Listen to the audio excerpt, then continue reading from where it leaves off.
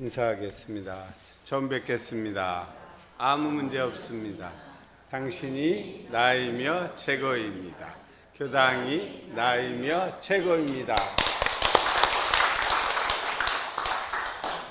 네. 자, 오늘은 모처럼 PPT를 한번 사용하려고 합니다. 그러니까 잘 나와야 될 텐데 잘 나오겠죠. 네.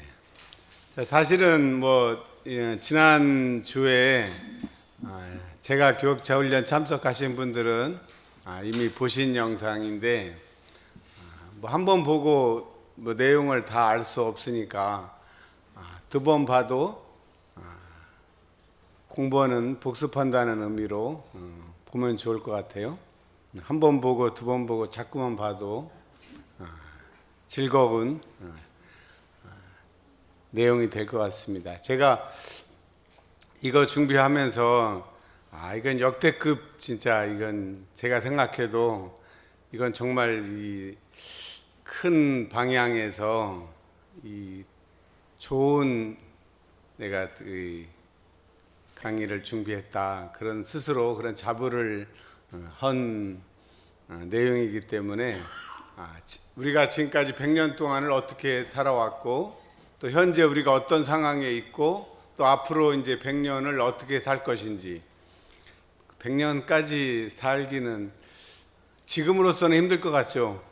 근데 모릅니다. 앞으로 100년 후에 살아 있을 수도 있어요. 정말이에요. 그전에는 택도 상상도 할 수 없는 일들이 앞으로 100년 후에 살 가능성이 저는 50%는 넘을 거라고 생각합니다. 100년이라고 해봐야 저는 160 몇 살밖에 안 돼요. 그런데 앞으로 200살 살 수 있어요. 이미 100세, 90세에서 100세 되신 분들이 많아졌죠, 요즘에. 이제 10단위로 올라갔는데 앞으로 이제 100살 넘어가면 120살 될 겁니다. 그럼 그 다음 목표는 어디겠어요? 이제 30이 올라가요. 150으로 올라가죠. 150 넘어가면 이제 200이에요. 곧 얼마 안 됐어요. 이 과학기술, 물질 개벽의 속도가 그렇게 바뀝니다. 전에는 근데 그게 우리 어렸을 때만 해도 60 넘는 분이 환갑잔치 하시는 분들이 그렇게 많지 않았단 말이에요. 진짜 환갑잔치 하면 진짜 오래 그래도 말 그대로 그래도 기본은 하셨구나 정도로 했고, 대개 60대에 다 50대 60대에 돌아가셨잖아요. 그러니까 70은 고레이예요. 고레이. 아주 드문 일이요. 희귀한 일이란 뜻이잖아요. 고의가 아주 희귀한 일이었는데 지금 70대에 돌아가시면 이렇게 빨리 가셨대, 다 그러지 않습니까? 그리고 요즘은 80이 기본이죠. 그리고 90은 그냥 그래도 평균에 가까워지고, 이제 100세 되면은 이거 많이 사셨다 했는데 조금 있으면 이제 100세는 90세, 지금 90세가 이제 100세가 될 것이고, 아까 말한 대로 이제 속도가 이제 가속도가 붙는 거죠. 120, 150, 200이라 100년 후에 지금 이 자리에 있을 수 있는 분들이 가능성으로 보면 있죠. 많이 뒤에 이렇게 계신 분들은 있고, 그렇습니다. 자, 그다음 서울, 이 100년, 서울이라는 용어가 우리 국문학적으로는 옛날 10월 발기달에 그런 서라벌 그런 얘기도 있지만, 어쨌든 이 서울이라는 게 우리 어렸을 때도 그 시골 살 때 보면 나 어제 서울 갔더랬어 전라도 촌 사투리 쓰다가 갑자기 나 어제 서울 톤으로 서울 갔더랬어 하면서, 그건 또 갔더랬어 또 어쨌든 간에 그만큼 서울 가지도 않았으면서 맨날 뻥치고 그런 것들이 어렸을 때부터 그냥 장난으로 했는데, 지금 생각해 보니까 거기에 깊은 뜻이 들어 있었던 거예요. 몰랐지만. 왜 그러냐? 그 서울이 아니에요. 소울이래, 소울. 그러니까 나 정신 차리러 나 본래 자성 자리에 갔다 왔어, 가기를 바라는 마음을 어떤 민중들이 알던 모르던 어떤 그 바탕에 깔고 있었지 않을까, 지금 그렇게 해석을 해봅니다. 서울이란 도시가 말 그대로 우리 한반도에 있어서는 정치, 경제, 사회, 문화 뭐 모든 것의 중심이죠. 서울이. 사마란치 IOC 위원장이 1982년도에 그 서울올림픽 개최지 결정했던 거, 그 장면 기억하고 계신 분들 많죠? 저도 그 지금도 생생하게 기억하는데, 그 사람이 서울 발음을 못 합니다. 이 발음기호상으로 보면 이 서울을 발음기호로 하면 소울로 발음하게 돼 있어요. 그러니까 서양 사람들은 뭐 세울, 소울 이렇게 발음해요. 그래서 세울 코레아 그래 했던 기억 나시죠? 그 세울 코레아가 이 서울이 영혼의 도시가 될 것이다라는 것을 그 안에 암시하고 있는 거죠. 정치, 경제, 사회, 문화의 이 도시로서 100년을 지내왔다면 앞으로의 100년은 이 소울 100년의 시대가 될 것이라는 말씀입니다. 그러니까 소울이라는 게 뭡니까? 영혼, 뭐 정신, 뭐 성품, 그런 뜻이에요. 정신과 성품은 대등한 것이죠. 성품은 우리 본연의 체인데 정신은 성품이나 정신이나 같은 건데, 사람한테 이렇게 우리가 쉽게 풀어서 쓰면 영영한 감이 있는 거예요. 그러니까 우리 서울이 앞으로 정신개벽의 산실이 된다, 그런 뜻이 될 것입니다. 그러면 우리는 나는 서울 안 사는데요, 우리는 고향 사는데요. 근데 제가 볼 때는 우리는 북한산, 저도 이제 옛날 대학을 남산 밑에 있는 대학을 다녔는데, 그래서 맨날 보기 싫어도 북한산 뭐 진짜 실컷 봤죠. 그냥 바라보면 다 북한산이에요. 맨날 보는 게. 남산에서 딱 보기 딱 좋잖아요. 그래서 북한산의 뒷모습을 본 적이 없어요. 앞태만 봤지 뒤태를 못 보고 살았는데, 제가 이제 이 일산교당의 발령을 봐서 요즘에는 맨날 뒤태만 보고 사네. 근데 사람도 앞태도 예뻐야지만 뒤태가 예뻐야 진짜 예쁘다고 하는데, 그래서 앞태 뒤태 다 보라고 일로 보내지 않았나, 그런 생각도 해봅니다. 근데 이 서울이 된 이유가, 저는 서울이 가지고 있는 그런 그 자연 환경, 이 풍수지리에서 본다 그러면 정말 이 천혜의 조건을 가진 이 세계적인 도시입니다. 세계 10대 도시 중에 하나인데, 세계 어느 도시를 봐도 이 산과 강을 동시에 갖고 있는 도시가 없어요.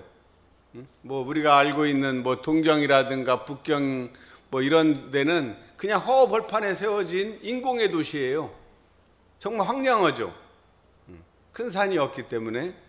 대개 이제 옛날 도시들은 뭐 상해나 이런 거는 강 끝에 이제 세워진 도시지 큰 산이 없어요.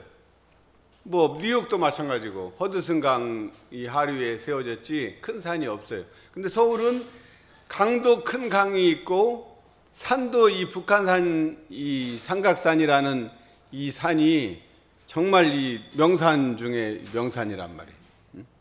금강산이 뭐 더 아름답기는 하지만 금강산은 저 변두리 시골에 있고, 북한산은 말 그대로 이 서울 중심에 있으니까 땅값으로 비교해봐도 비교가 안 되겠죠.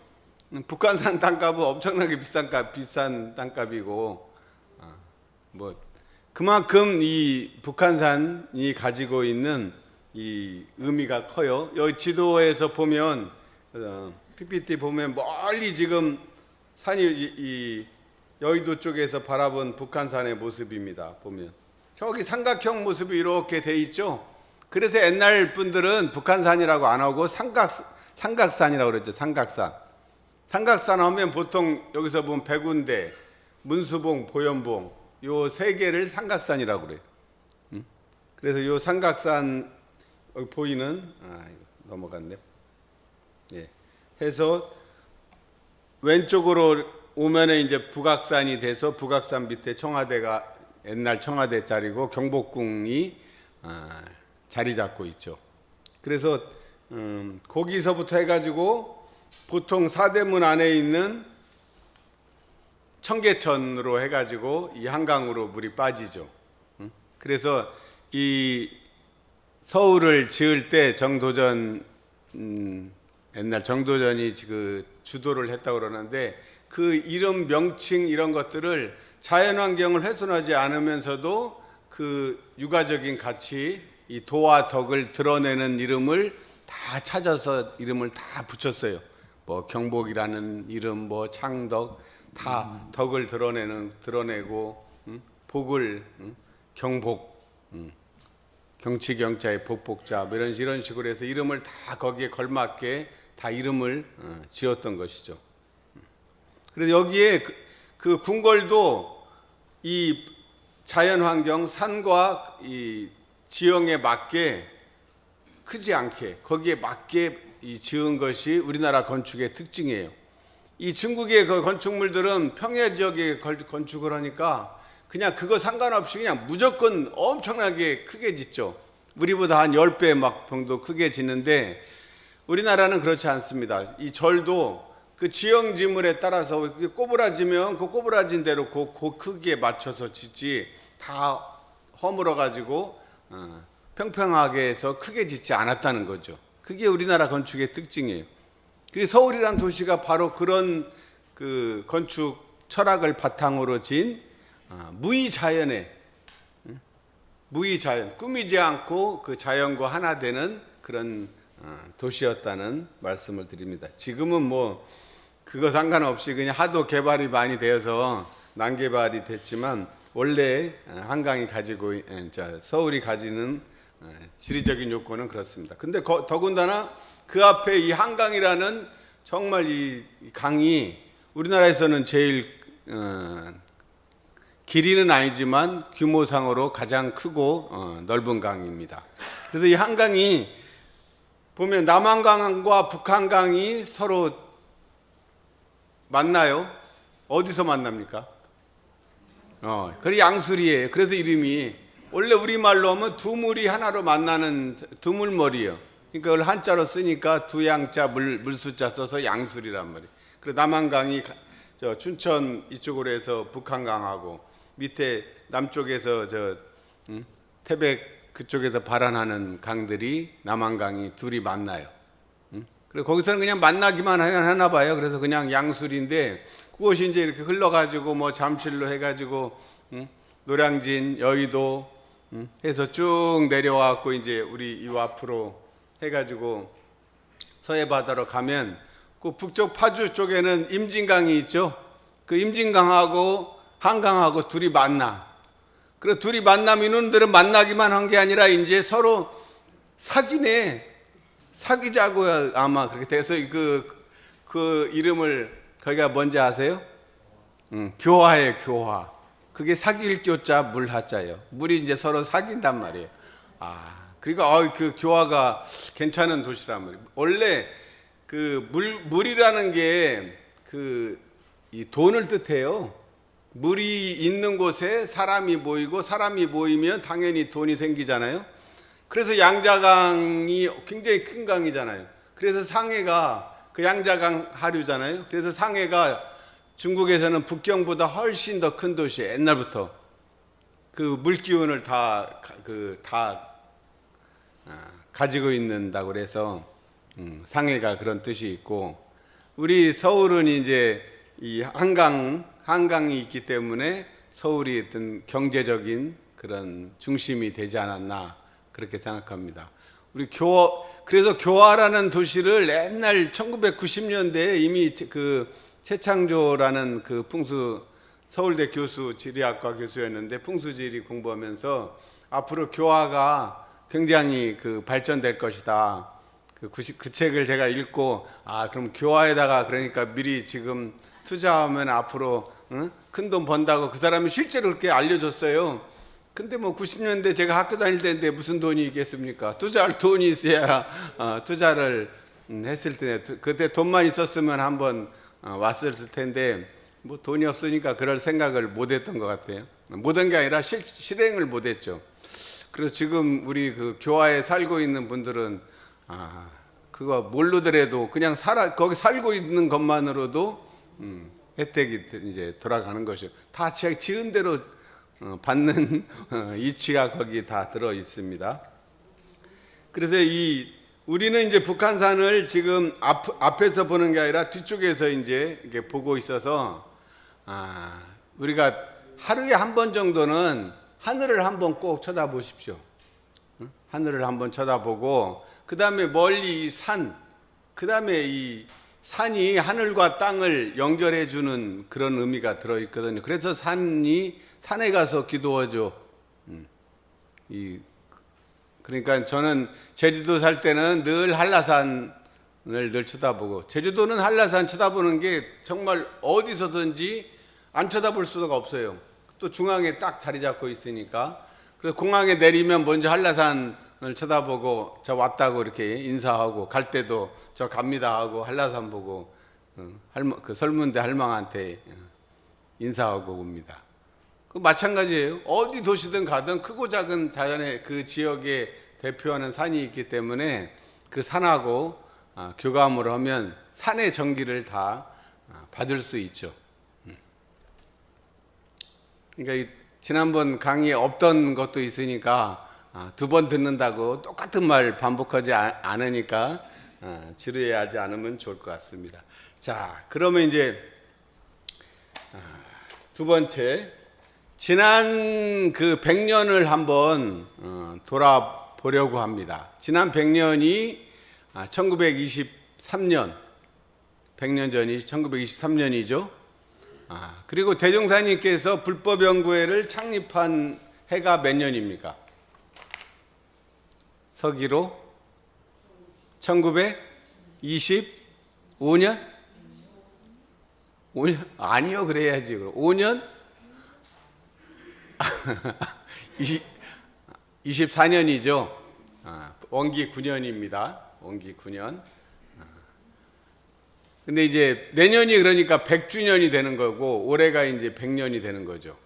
근데 우리가 100주년에 익숙해져 가지고 어쨌든 내년 3월 30일이 대종사님께서 서울, 지난번에 보니까 서울역에 내린 게 아니고 남대문역, 서울역 생기기 전에는 그 남대문역 그 뒤에 염창동 그쪽 어디에 있었대요. 거기에 처음 오신 날이 1924년 3월 30일이랍니다. 그러니까 거의 딱 1년 한 10일 남았네요. 그래서 이제 서울 교구와 또 서울 지구, 왜냐하면 서울 교당이 어쨌든 그 대종사님 서울 교당 전신 이른 모든 행적들을 서울 교당의 그 100년으로 기록을 하고 있기 때문에 우리도 서울 지구에 소속이 돼 있단 말이에요. 서울 교구, 서울 지구, 일산교당입니다. 자, 그래서 이 1924년을 개벽의 이제 시작으로 이제 우리는 얘기해 갑자년이죠. 갑자, 육식갑자의 첫 시작이 갑자, 을축, 병인월 때 갑자년이에요. 그 후천개벽의 시작을 1924년으로 보고 대종사님께서 우리 연불교를 열면서 개교 표어를 뭘로 하셨습니까? 물질이 개벽되니 정신을 개벽하자. 야, 개교의 동기 오늘 읽었지만 그 당시에 100년 전에 물질이 개벽되니 정신을 개벽하자는 얘기가 지금 생각하면 뭐 별거 아니죠. 뭐 당연히 그렇게 하지만 그 당시의 종교 상황이나 그 당시 어떤 인지 수준에 있어서는 그건 대단히 혁명적인 혁신적인 발상입니다. 특히 종교가에서 지금도 봐도 혁신적이에요. 지금 봐도 모든 종교가 물질을 이거 다 현상은 다 헛된 것이니까 본질로 돌아가야지, 네 본래 자리로 돌아가야지 이런 얘기만 하지 물질 얘기를 잘 안 합니다. 터부시하잖아요. 혐오 그런 것을 잘 안 하는 경향이 있는데 지금 생각해 보면 물질 개벽의 수준이 1920년대 물질 개벽의 수준이 뭐 지금으로 보면 초라하죠. 그러니까 지난번에 어떤 분은 그 발표하면서 대흥상인 때 물질 개벽이 뭐 된 게 뭐 있어요 이러는데 그렇지도 않아요. 뭐든지 상대적이니까. 어쨌든 자전에 그 시절에 이 말씀을 하신 것은 지금 생각해도 대단히 해안이 있었던 거죠. 선구적이고 미래를 내다보는 그 안목이 충분히 있었다고 우리가 얘기할 수가 있습니다. 자, 그래서 대형사님이 1916년에 대각을 하셨어요. 그리고 1924년에 불법연구회 창립총회를 합니다. 근데 불법연구회 창립총회를 하기 전에 서울에 먼저 오셔서 한 달간을 머무시고 그 다음에 내려가셔서 창립총회를 해요. 그것은 이 서울이 가지고 있는 그 의미를 대형사님께서도 짐작을 하셨다고 봐야죠. 창립 인연들을 결속하기 위해서도 서울에 오셨어야 했고, 또 앞으로 이 미래를 봤을 때도 서울이 가지고 있는 의미가 그만큼 중요하고, 대형사님께서 뭐 서울이 소울이고 이런 것까지야 모르셨지만 그런 영어 단어를 알고 모르고가 아니라 그분이 보셨을 때의 어떤 그 영안으로 볼 때는 이게 어느 정도 보였다고 저는 생각합니다. 그런데 물질이 개벽된이라는 표를 내걸 수 있었던 어떤 대형사님도 그런 해안도 있었지만, 그래도 어쨌든 그 당시에 물질 개벽이 될 만한 어떤 흐름이 있었을 것이다라고 저는 생각을 했어요. 그냥 아무것도 없이 그냥 물질이 개벽되니 정신을 개벽하자고 얘기를 한 거에서는, 정신 개벽은 앞으로 불법연구회 당시에 불법연구회 엄불교가 이 정신을 개벽하는 일은 할 것이다, 하겠다는 의미가 들어 있는 것이고, 그러면 물질이 개벽된이라고 얘기를 하신 데에는 뭔가 그것을 뒷받침할 수 있는 어떤 이론이 있었지 않았을까, 그런 생각을 해봤어요. 그러면서 제가 지난번에 얘기했듯이 우리가 BC 5, 6세기를 야스퍼스가 뭐라고 했냐면, 인류의 이 종교 사상, 인류의 방향을 이끌었던 정신문명을 이끌어왔던 그런 성인들, 우리가 4대 성인 예수님 빼고 뭐 공자라든가 소크라테스라든가 부처님이 그 BC 5, 6세기에 거의 비슷한 시기에 동시에 출현한다는 것이죠. 그 시대와 지역을 달리했죠. 뭐 중국, 인도, 뭐 그리스, 그 당시에는 뭐 전혀 몰랐을 거 아니에요, 서로. 근데 묘하게 그 시기에 이 출현을 했다는 거예요. 그래서 그 시기를 차축 시대라고 그랬어요. 축이 되는 시대란 말이에요. 인류 문명의 축이 되는 시대를 그 시기로 정하고, 그것이 뭐 보통 이제 많이 다 수용이 된 정설일로 받아들여지고 있습니다. 그런데 그런 기준으로 보면 대종사님이 물질 개벽을 주장했던 이 시기도 그런 것이 있었지 않을까, 그런 그 생각에 제가 이제 가만히 주목을 했던 게, 아인슈타인이 상대성 원리를 언제 발표했지? 그 생각을 찾아보니까 1905년에 상대성 원리를 처음 발표하더라고요. 그리고 이 두 번째 상대성 원리를 1915년에 발표해. 묘하게. 그래서 상대성 원리가 1905년과 15년에 이제 이 완성이 되는 거죠. 그리고 대형사님이 대각을 하신 해는 1916년이에요. 그거 묘하지 않습니까? 뭐 그런 생각 별로 안 해보셨겠지만, 이게 뭔가 있구나 라고 이제 생각을 한 거죠. 야, 그게 참. 그래서 사실 현대 물리학의 이 패러다임을 바꾼 사람이 아인슈타인이에요. 저 왼쪽에 있는 사람, 이 코스염이 있는 그분이 아인슈타인이죠. 근데 생각해 보시죠. 지금까지의 그 물리학이라는 것은 뉴턴 물리학이에요. 뉴턴 물리학이 뭡니까? 뉴턴 물리학은 현상 세계의 이 변화를 정확하게 그 뉴턴의 운동 법칙 1, 2, 3 법칙을 해서 정확하게 설명을 해줬고, 우리 인류는 그게 전부 다인 줄 알았어요. 뭐 그 이상 뭐가 나오겠어? 보이는 세계 정확하게 맞는 것이고, 지금도 그것이 안 맞다는 게 아니에요. 뭐 뉴턴 상대성 원리가 나오고 뭐가 나왔다고 그래서 뉴턴 물리학이 고전 물리학 법칙이 안 맞는다는 게, 그것 없으면 할 수가 없죠. 계산할 수가 없습니다. 그런데 이 아인슈타인이 이 보이지 않는 이 거시 세계에 대한 이 원리를 설명한 게 이 상대성 원리예요. 그러니까 절대 세계를 이 계산할 수 있는 방법을 제시해 줬는데 묘하게 또 이름은 상대성 원리더라고요. 또 어쨌든 그게 중요한 건 아니고, 그래서 이 상대성 원리를 1915년에 이제 완성을 했고, 대웅사님이 이제 16년에 대각을 하시고 1924년에 불법연구회 창립을 했다는 것은 정신개벽을 이끌 수 있는 새로운 종교를 창립했다는 의미가 됩니다. 그런데 또 묘하게 하이젠베르크라고, 저 오른쪽에 있는 사람은 잘 모르실 거예요. 이 독일의 이 물리학자인 하이젠베르크가 불확정성의 원리라는 것을 발표를 했어요. 근데 또 그것도 불확정성의 원리가 몇 년도냐면 1927년입니다. 뭔가 이게 공통점이 있죠.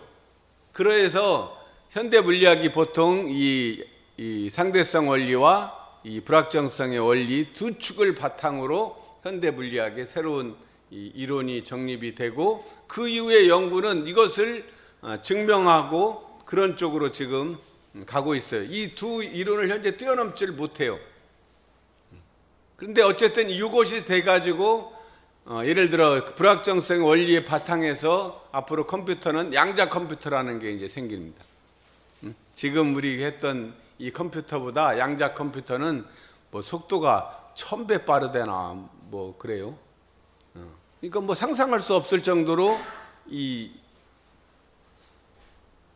기술이 과학 문명이 발전할 수밖에 없고, 그렇게 발전을 물질이 개벽되려면 거기에 걸맞는 이론을 만들어내는 이 견성한 학자들이 나오는 것 같아요. 딱 맞죠? 그렇지 않습니까? 이게 그래서 저는 이게 신차축 시대다. 새로운 차축 시대라고 제가 이름을 붙였는데, 저는 아마 이 얘기는 제가 세계에서 최초로 얘기했다고 생각합니다. 한 번도 어디서 들어본 얘기가 아니에요. 그런데 그럴듯하지 않습니까? 정말 그러네. 이게 물질 개벽이 되니 했는데 묘하게 그렇게 현대 물리학의 두 이론이 같은 거의 시기에 1905년부터 27년 요 사이에 대종사님도 대각하시고 불법연구회를 창립하고, 그렇다는 것이 꼭 우연이라고 하기에는 너무 우연이 아니죠. 그죠? 필연이라는 소리입니다. 네. 자, 그러면 지난 100년에 대종사님께서 생각한 물질 개벽은 뭘로 상징될까 제가 이제 생각을 해보니까, 저는 증기기관차가 대종사님이 생각한 물질의 개벽된이라고 하는 그 표어를 내세운 첫 번째 모티브가라고 생각합니다. 왜 그러냐면 제가 이제 다른 그 당시에 이 기록을 보니까 그 당시 사람들이 이 증기기관차가 멀리서 달려올 때 엄청나게 두렵고 무서웠대요. 그냥 상상 속에 있던 귀신이 현실로 다가온 것 같은 느낌. 생각해 보십시오. 이 거대한 쇠덩이가 저기서부터 달려오는데 막 거기다 연기까지 뿜으면서 소리까지 막 꽥 하고 그러면 얼마나 놀라겠어요. 그럼 여기 있던 애들, 놀던 애들이 그냥 다 도망가고 숨고 난리였다고 그럽니다. 지금 우리 KTX 300km 달렸는데 놀라는 사람 있어요? 아무도 안 놀래요. 놀래는 사람 있나요? 지금도? 없죠? 안 놀랍니다. 왜냐하면 비행기 800km 속도로 달리는 비행기도 타봤는데 300km 달리는 KTX 타고 놀래는 사람이 있어요? 근데 이 증기기관차가 당시에 속도가 몇 킬로인지 아세요? 네? 시속 20에서 30km랍니다. 시속 20에서 30km. 근데 지금 20에서 30km라고 하면 다 웃지만 웃을 일이 아니에요. 여러분들 운전할 때, 운전 처음 연습해갖고 처음 몰고 나갈 때 속도가 몇이었는지 아세요? 10도 겨우 10도 무서워서 벌벌 떨다가 20 놓으면은 30 되면 무서워서 덜덜 떨던 기억 다 있죠? 처음에는 그렇습니다. 이 몸에서 이 상대적인 체감. 저도 운전하다가 처음에 하는데 저쪽에 큰 막 트럭이 한 60, 70으로 달려오는 거 조금은 2차선 도로였는데 무서워가지고 그냥 옆으로 그냥 바로 쳐박았던 기억이 있어요. 그만큼 이게 상대적인 거죠.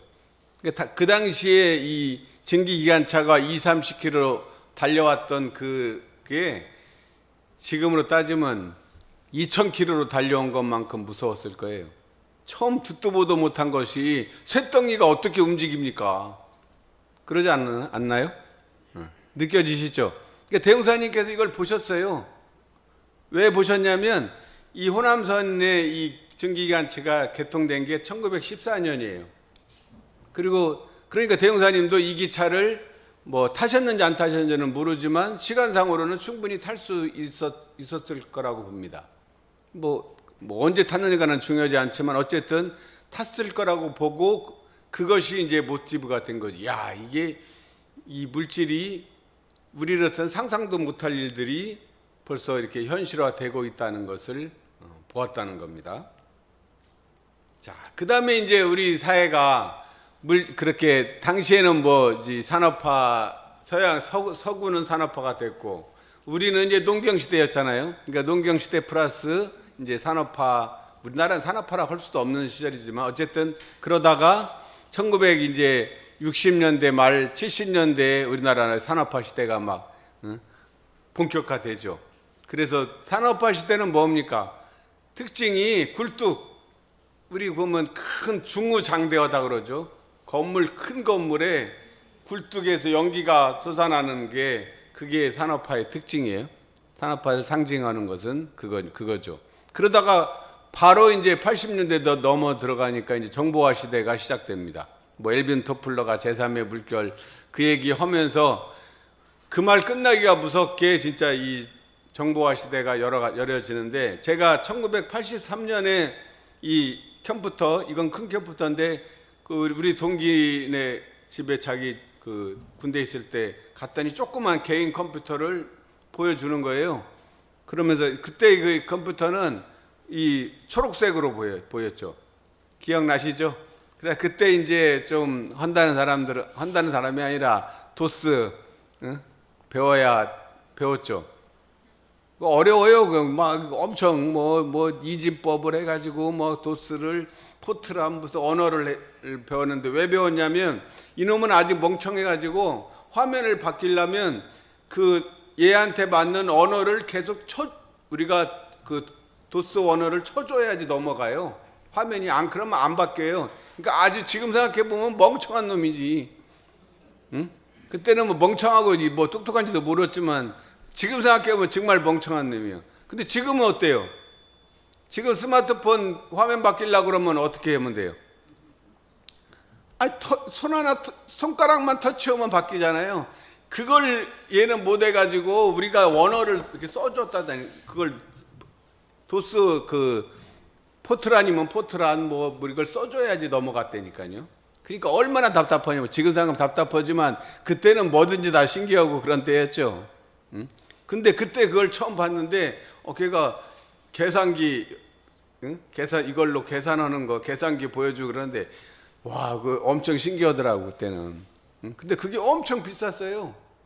그러니까 우리는 살 엄두도 못 냈는데 걔가 보여줘서 이런 세계도 있었네. 그랬어도 그냥 희지부지했죠.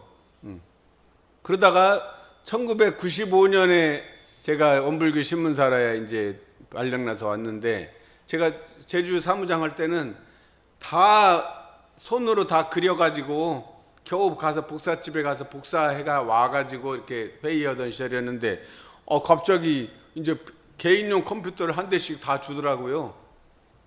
이제 근데 그러기 전에 그것은 그 이유고 그래갖고 이거 와 보니까 이제 퍼스널 컴퓨터 이제 싸게 준다고 해가지고 그때 산 게 190 얼마에 샀어요. 제 월급 그 당시 월급에 건 5개월 월급을 그 컴퓨터 한 대에다가 산 거예요. 지금 생각해 보면 그럼 바보 같은 짓을 왜 했네 했는데 그때는 그랬어요. 그랬는데 사가지고 이제 조금 하다 보니까 이 신문사에서 개인별로 하나씩 다 준다네. 그래갖고 괜히 밑발질라 가지고 어쨌든 그런 정보화가 이제 급속하게 진행이 되었던 때고요. 자, 가운데 그림은 우리가 잘 아는 다 뭐 80년대 말에 그 휴대폰이 나오죠. 그리고 휴대폰 보면 그때는 엄청 길었잖아요. 컸잖아요. 그래갖고 이만한 거 들고 그 하는 사람들이 있었는데, 그것도 말 그대로 그때 그게 70만 원이었나요? 뭐 엄청 비쌌어요. 그리고 사용료도 무지하게 비쌌죠. 이동통신, 지금 SK텔레콤 전에 한국이동통신 그거 있잖아요. 그랬던 게 95년 되니까 이 모토로라 그 조그만 게 나와가지고 반으로 접어서 이 와이셔츠 그 주머니에 딱 들어가. 그래 진짜 그거 엄청 신기하게 생각했거든요. 이렇게 크던 거를 그게 줄어들어 가지고 이 주머니 안에 들어가니까, 그래도 일부러 그거 있는 사람들은 꼭 여기다가 꼭 넣었던 것 같아. 다른 데다 넣어도 될 텐데 그거 보여주려고 그랬던 시절이 있었습니다. 그러다가 이제 그 폴더폰도 몇 년 후에 되니까 이제 많이 이제 보편화 돼가지고, 저도 그래 98년인가 99년에 이제 그 휴대폰을 그때 처음으로 이제 그때 사줘가지고 했었죠.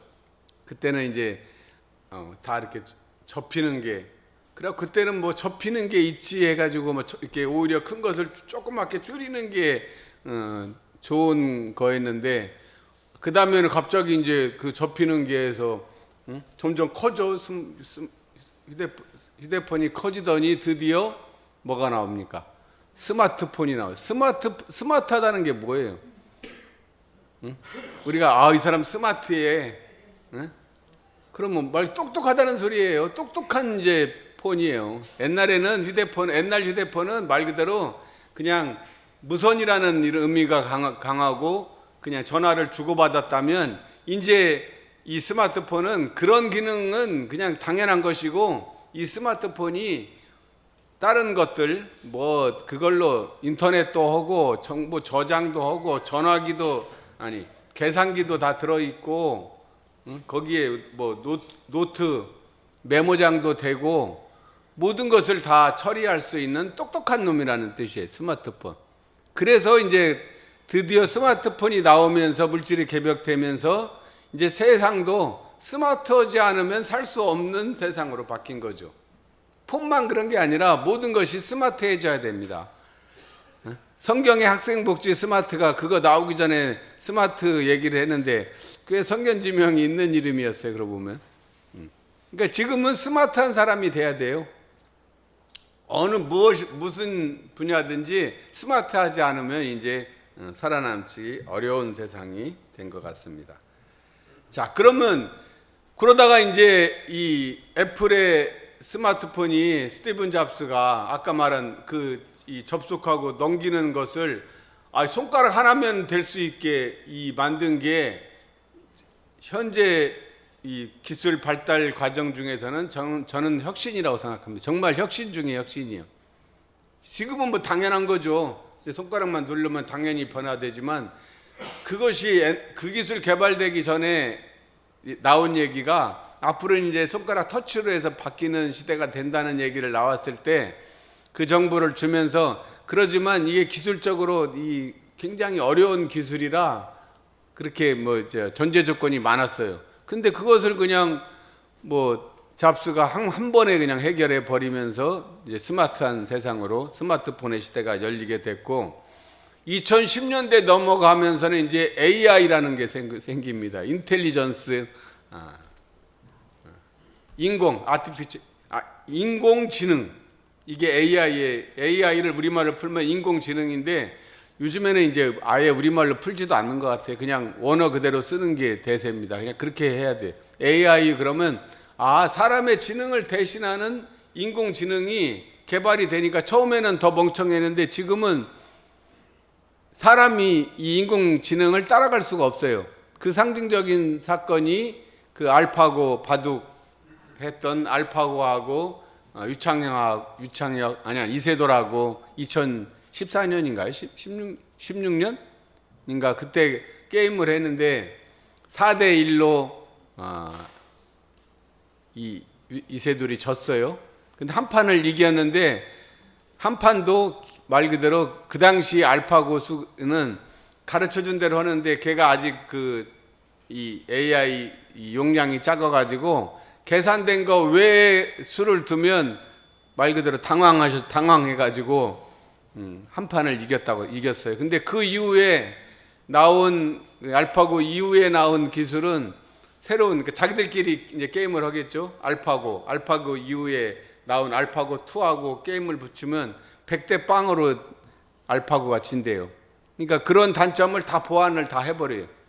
이 AI는 그게 특징이에요. 뭐 부족한 거 있으면 발견되면 바로 보완을 하면 그 다음부터는 이제 그런 실수를 안 하게 되는 거죠. 그리고 지금은 아예 이제 뭐 인간하고 AI하고 뭐 게임 한다는 소리 들어보셨어요? 게임이 안 돼. 인간의 이 지능 이거는 한계가 있어서 더 이상 안 되는데 얘는 뭐 말 그대로 쉽게 말하면 100수, 200수를 미리 다 계산하고 두는 사람하고 인간이 아무리 잘 둬봐야 뭐 50수 보겠어요? 그러니까 게임이 안 되는 거죠. 그래서 이제 AI가 모든 분야에 이제 다 들어가는 거예요. 그냥 뭐 바둑에만 들어가는 게 아니라 모든 분야에 다 들어가고 그 AI 기술을 바탕으로 이제 로봇이 뭐 이미 사실은 가전제품 세탁기 이런 것도 다 로봇이에요. 모양만 로봇이 아니지 사람이 할 일을 다 대신해 주잖아요. 그 입력만 지금도 세탁기에다가 해놓으면 지가 알아가지고 판단해가지고 다 빨아주잖아요. 이제 청소기도 AI 로봇 나옵니다. 이미 출시됐어요. 그래서 앞으로 여기 사진에 보듯이 이제 이런 로봇이 사람의 역할을 대신하는 이제 비서가 이제 실제로 이제 지금 애완용 개 키우듯이 앞으로 그 로봇하고 이제 같이 살 거예요. 그 옛날 영화에 보듯이 그거 진짜 현실화됩니다. 자, 그리고 이제 도시도 보면 요새는 자율주행 자동차도 이제 자율주행 자동차 지금은 이제 조금 기술적으로 난관이 있지만 이미 뭐 트랙터라든가 교통량이 변수가 많지 않은 데는 다 이미 자율주행 이게 다 상용화되고 있어요. 이제 단지 이런 도시는 너무 변수가 많잖아요. 그러니까 지금 위험도 때문에 아직 다 못 오지만 이제 고속도로 같이 변수가 많지 않은 데는 자율주행이 가능합니다. 그리고 이미 사실은 비행기랑 다 자율주행이에요. 비행기는 무인항법 하면 그냥 다 알아서 가요, 지가. 그렇게 될 것이고, 이제 도시에도 뭐 UAM 그래가지고 앞으로 지금은 택시가 땅으로 다니잖아요. 앞으로는 이제 드론 택시가 이제 대세가 될 겁니다. 그래서 앞으로는 그 드론이 조그만 항공기예요. 2, 3명, 서너 명 타고 그거 타고 이제 공중으로 다닌다 이 말이에요. 그리고 앞으로 도시도 공중에 건설될 겁니다. 공중 도시야 이제. 그렇게 이제 변화가 되고 당장 지금 챗GPT라고 그래가지고 이거 시간이 너무 많이 됐네. 챗GPT가 돼가지고 요즘 그게 핫해요. 그래서 개인 비서가 생기는 거예요. 쉽게 말하면 뭐 물어보면 딱 정보 찾아가지고 딱 대령을 합니다. 자, 그래서 이 정보화 시대에 뒤떨어지지 않아야 되겠다. 일단 현재 100년은 그렇게 살아왔고요. 자, 소울 100년은 자 앞으로 이렇게 물질이 개벽되고 있는데 우리가 그 정신을 차려서 이 100년을 이끌어갈 물질 개벽이 된 것은 우리가 활용해 쓰면 되는 거니까 결국 관건은 뭡니까? 소울 100년이 될 때 우리가 물질과 정신이 다 아우르는 그런 원만한 사람이 될 것이다. 그래서 시대화, 생활화, 대중화에 대종사님께서 얘기하신 것이 저는 항상 어느 시대에나 다 적용되는 개념이라고 생각을 했습니다. 그래서 시대화는 우리가 정신개벽의 종가가 돼야 된다. 이 소울이 정신 서울이 그 산실이 되는데, 우리가 그 서울은 요즘에는 뭐 서울은 수도권까지 다 서울이라고 보지 않습니까? 그러니까 우리가 정신개벽의 종가가 돼야 되는데, 그러려면은 대흥사님께서 수행의 목적을 인격을 양성하는 거라고 그랬는데, 그것은 이제 기본이고, 그것을 넘어서서 이제 영적을 완성하는, 인격을 양성하고 영적을 완성하는 시대로 간다는 말은 이제 다 이제 견성 성부를 목표로 이제 앞으로 살아가게 될 것이라는 거죠. 그래서 불공법, 무시선법, 그것을 이제 연결해 주는 그 방법을 3단 전주법을 지금 제가 강조하고 있죠. 3단 전주법의 핵심은 대중 잡는 거예요. 대중을 잡을 때 다 좌선도 잘할 수 있고 무시선법도 잘할 수 있다는 논리입니다.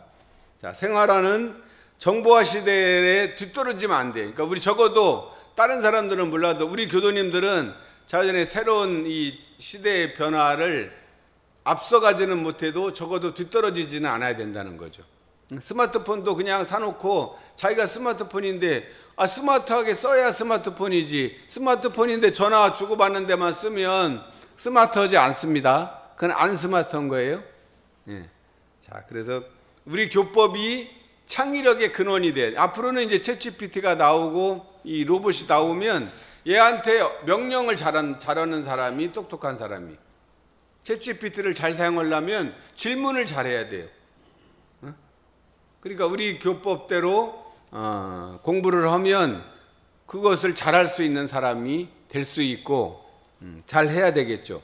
그래서 잘 배우는 사람이 늘 되어야 됩니다. 잘 배운다는 것은 이 정보화의 속도가 빠르니까 빨리빨리 대처할 수 있는 능력을 갖는다는 말씀입니다. 그리고 대중화는 교법의 사회화입니다. 그래서 사회화의 4가지 키워드로 저는 문화, 통일, 환경, 인권을 생각해 봤어요. 그래서 첫 번째로 문화를 강조하는 것은 물질이 개벽될수록 이 문화가 꽃이거든요. 꽃을 피우는 일은 문화 활동에서 나옵니다. 그래서 다양한 분야에서 문화 창조 활동을 우리가 해나가자는 거죠.